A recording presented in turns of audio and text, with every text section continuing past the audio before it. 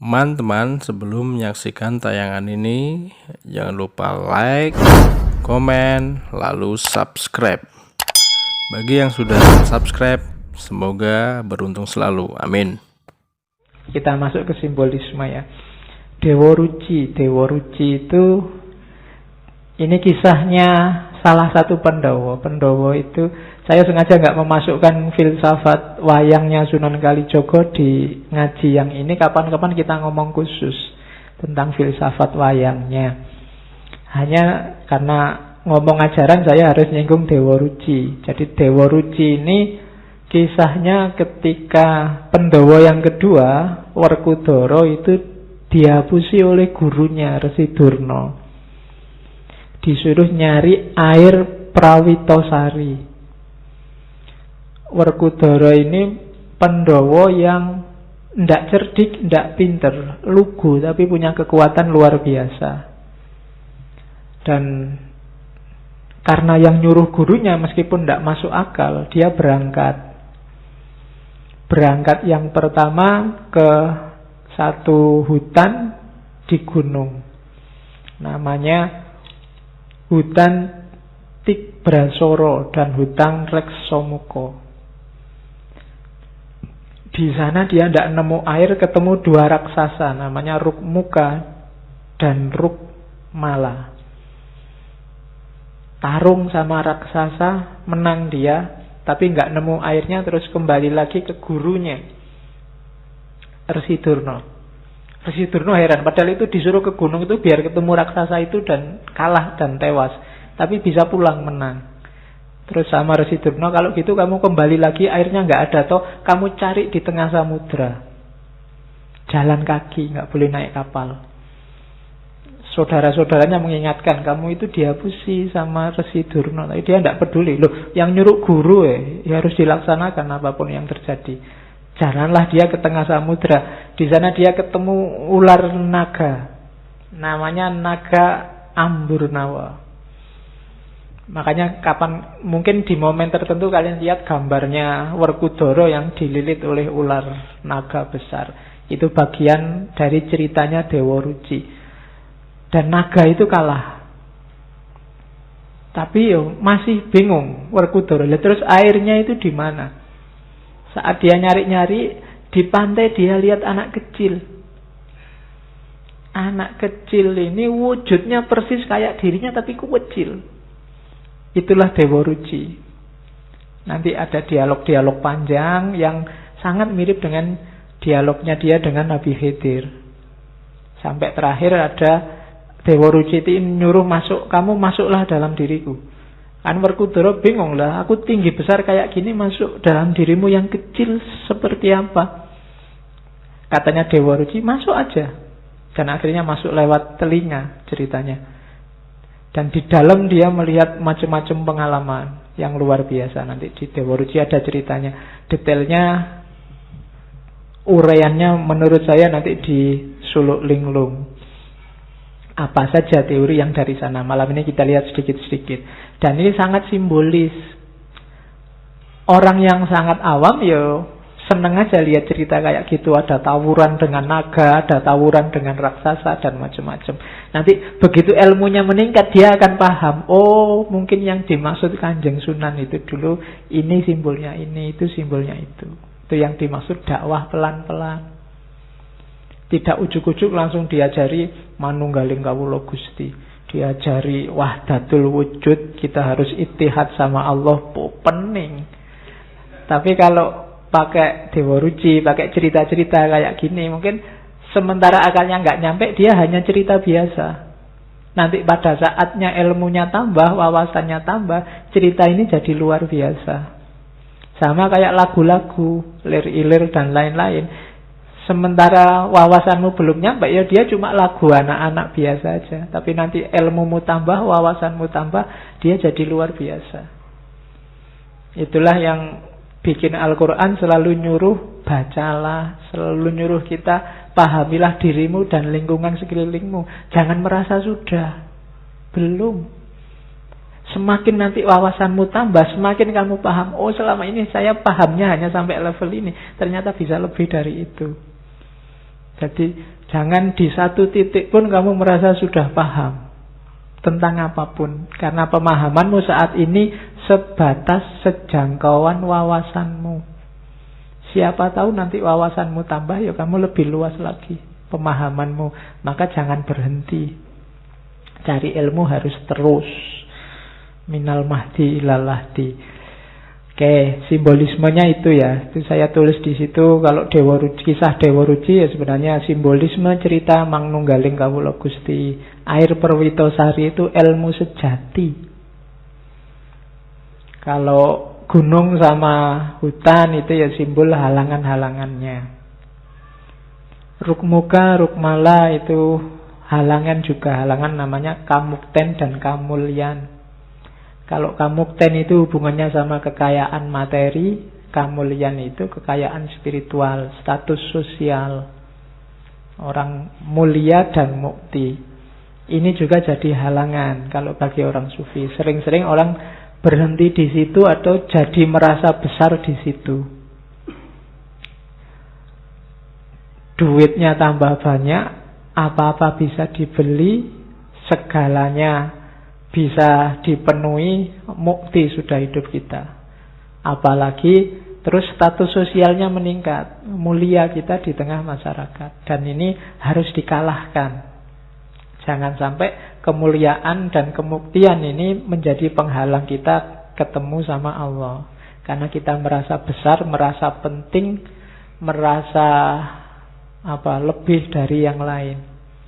Itu harus ditaklukkan juga. Termasuk ular naga, nafsu, hasrat, ego. Kalau raksasanya kalah, ular naganya kalah, kita akan ketemu Dewa Ruci. Ilmu sejati. Itu nanti simbolismenya. Kapan-kapan kita bedah lebih detail. Saya ingin masuk ke ininya. Ini bekal bagi Werkudara untuk nyari ilmu sejati, untuk bisa menaklukkan raksasa sama menaklukkan naga. Milikilah kualitas-kualitas ini. Yang pertama, rilo, bahasa Arabnya ridho. Yang kedua, legowo. Yang ketiga, nerimo. Yang keempat, anurogo. Yang kelima, eling.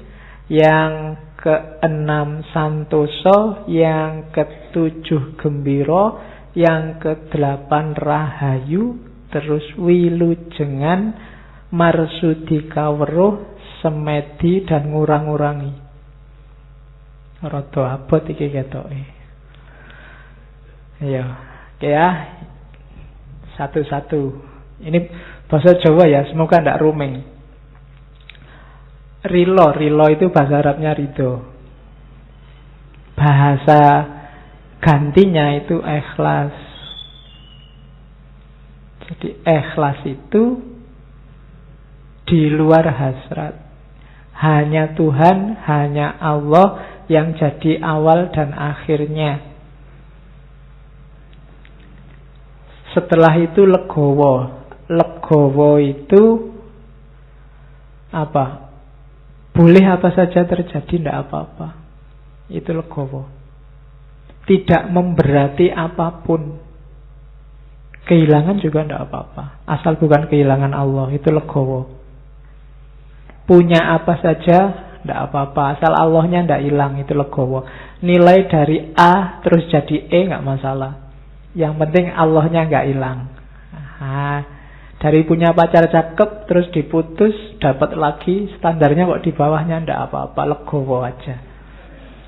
Ya, itu namanya legowo.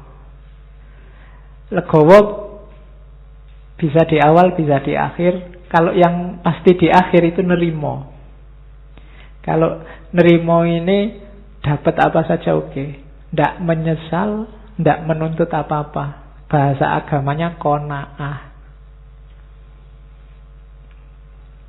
Punya wajah jelek, diterima aja. Ndak punya uang, diterima aja. Ndak pinter, IP jeblok, diterima aja. Oh, ini kan berat. Kita kan manusia hari ini susah nerima. Semua orang menuntut hari ini. menuntut keinginannya agar terpenuhi, menuntut egonya agar terpenuhi, dan seterusnya. Jadi nerimo. Setelah itu rendah hati, anurogo. Tidak boleh sombong, tidak boleh aku, tidak boleh merasa besar. Terus eling. Untuk bisa 4 yang di atas itu harus eling. Eling itu bukan lawan dari tidur atau pingsan. Eling itu frekuensimu nyambung terus sama Allah. Eling. Mau apa aja kamu eling. Mau minum gini, ingat Allah terus bismillah. Kalau ndak eling, minum ya minum aja, haus ya Pak, kan gitu.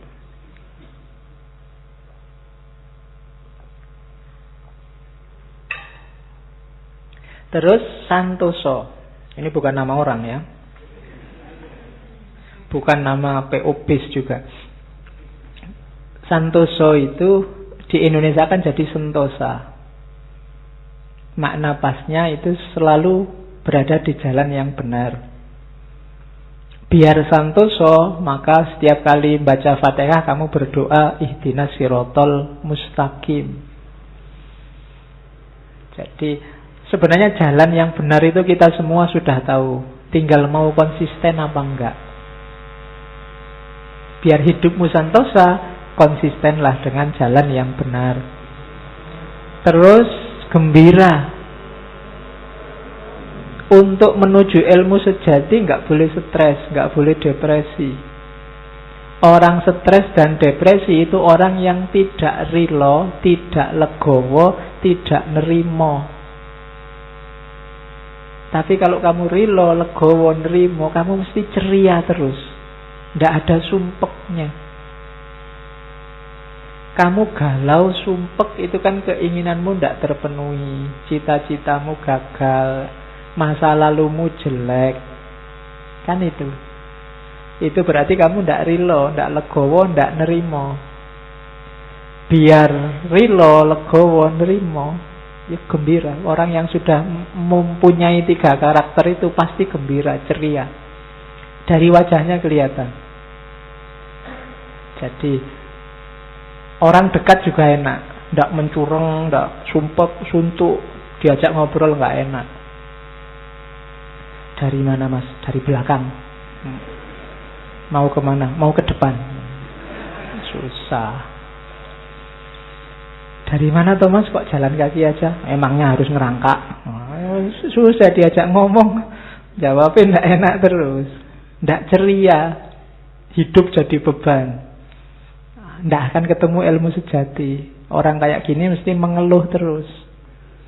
Ya. Terus rahayu. Rahayu itu biasanya kita pakai ini ya, hayu, rahayu itu. Hatinya selalu ingin melakukan yang baik.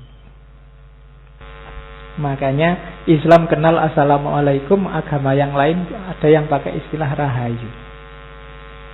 Itu berarti mengharapkan orang lain dalam kondisi baik, selamat selalu. Selanjutnya wilujengan. Jangan salah, untuk cari ilmu sejati juga kamu harus wilujeng, harus sehat. Jangan mentang-mentang saya mau ilmu sejati tirakat terus poso, ndak makan, ndak minum, ndak ngerokok, ya kecut. Ya, sehatlah ya. Sehat dulu baru bisa semua ini. Lah kalau kamu sakit ya mikir gembira, mikir santosa, eleng ya abot. Sehat. Jaga kesehatan. Jangan melakukan hal-hal yang mencederai kesehatanmu. Itu menunjukkan kamu tidak amanah. Karena badanmu, fisikmu itu titipannya Allah, bukan milikmu yang bisa kamu pakai sesuka hatimu. Itu amanat dari Allah, dijaga. Kalau memang tidak ada yang penting ya tidak usah melekan. Kalau memang nggak pepet karena nggak ada uang ya makanlah 3 kali sehari. Kalau tidak ada uang ya utanglah. Ya, kalau sudah terlalu banyak utang ya ganti warung. Yang belum ada utangnya. Ayo. Lo kan gampang, tinggal pindah angkringan di sebelah kan sudah utang yang baru. Tidak apa-apa. Yo kalau ada yang nagih marah-marah, yo bilang aja ini menjaga amanahnya Allah ini loh, kok berat. Oke, terus sehat ya badannya. Baru setelah itu marsudi kawru, nambah wawasan terus, jangan berhenti-berhenti. Sampai besok-besok. Tidak boleh merasa pintar meskipun sudah jadi profesor, jadi luar negeri, jadi wis nggak masalah wis. Tetap marsudi kawru. Jangan merasa sudah. Harus selalu belum untuk ilmu ya.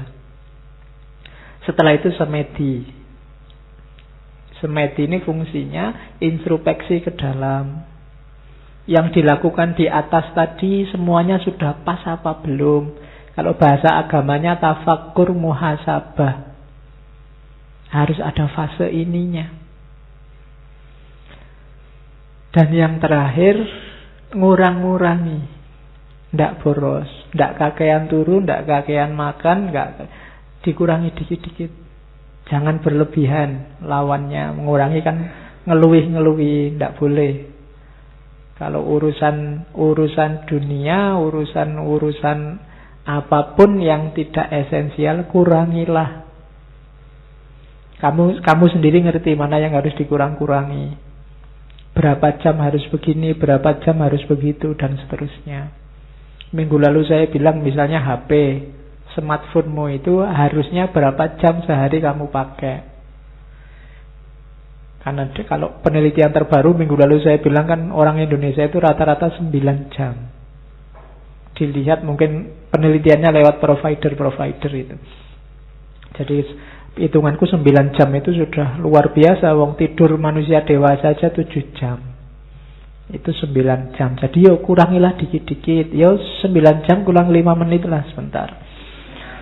Yo kan pelan-pelan terus 9 jam kurang 10 menit, 9 jam dikurangi. Kalau selama ini bangun tidur yang dicari dulu HP, terus ada WA apa. Yo sekali-sekali nggak usah nyari HP dulu lah. Begitu mau nyari HP, andaan nanti aja tak buka jam-jam 8. Kalau memang sangat penting kan masuk di WA, mestinya kan telepon kan gitu pikiranmu biar gak was-was. Jangan-jangan ada yang komentari aku nih, jangan-jangan ada yang ya ngomong aku nih, kan selalu kalian gitu tuh. Begitu kamu posting itu biasanya harus kamu jangan-jangan ada yang komentari nih, ada yang jempol nggak, ada yang kan gitu terus. Jadi kamu terpaku di situ terus. Oke, dikurang-kurangi ya dikit-dikit. Demi yang lebih penting, ilmu sejati.